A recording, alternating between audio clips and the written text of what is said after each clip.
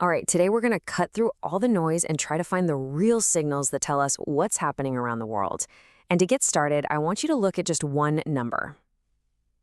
Any ideas what this could be? So 6,214.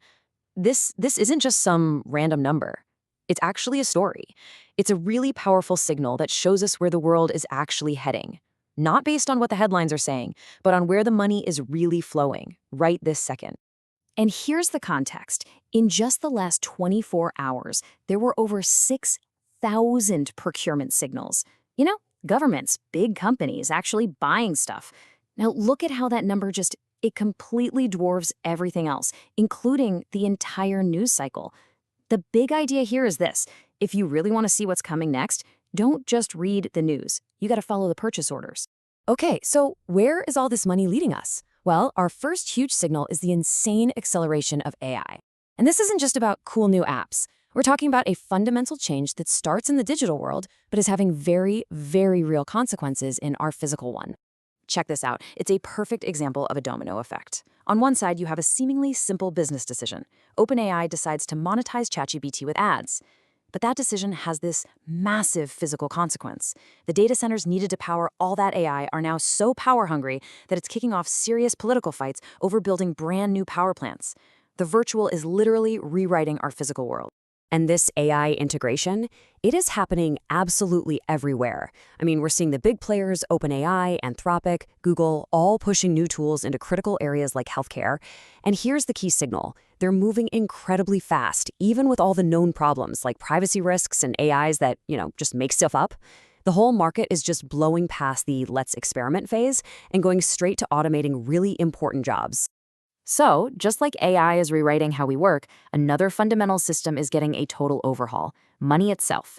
And what's really fascinating is that we're seeing two totally different paths to the future of finance starting to emerge. So, take the UK. Their approach is honestly really proactive. The financial regulator over there is holding what they call a stablecoin sprint.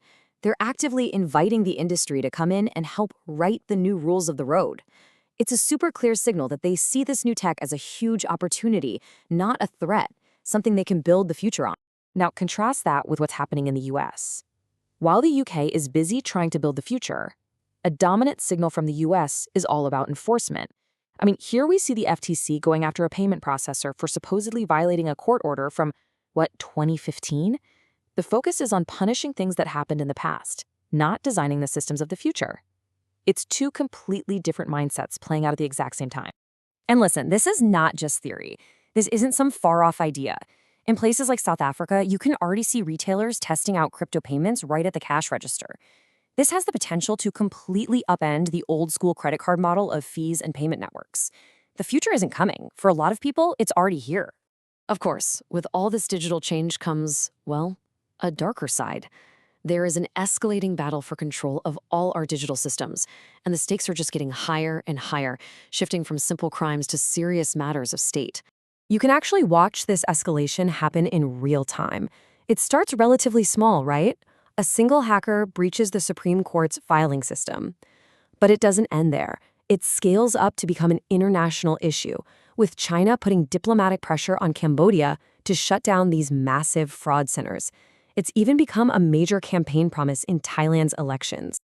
So the takeaway is pretty obvious. This is no longer just a technical problem for the IT department to solve.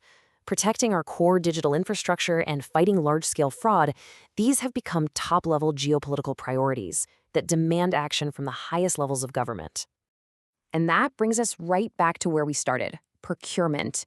Because when you strip away all the speeches, all the press releases, the purchase orders show you what a nation truly believes is essential for its survival and its future. And national resilience, it turns out, often isn't very glamorous. It's not always about grand, sweeping projects. A lot of the time, it's about the essential, kind of boring work. It's restoring a coastline, paving a road, or, even just buying 11 new vans for a local government. This is the quiet but absolutely crucial work of just keeping a country running. But procurement also shows us the huge strategic moves. When India places an order for 114 fighter jets, they aren't just buying planes, they are locking in their defense policy and alliances for decades to come. When the Pentagon spends $169 million on critical minerals, that's not just a shopping trip, it's a strategic move to secure national supply chains. And Abu Dhabi's big bet on driverless ride-hailing, that's a bold play to become a world leader in autonomous technology. So when you connect all these dots, from an ad and a chatbot all the way to a contract for fighter jets, a really clear picture starts to emerge. The foundational rules for technology, for money, and for national power are being written as we speak, not just in laws, but in software code, in new policies, and in government purchase orders. So all of this leaves us with one crucial question to think about.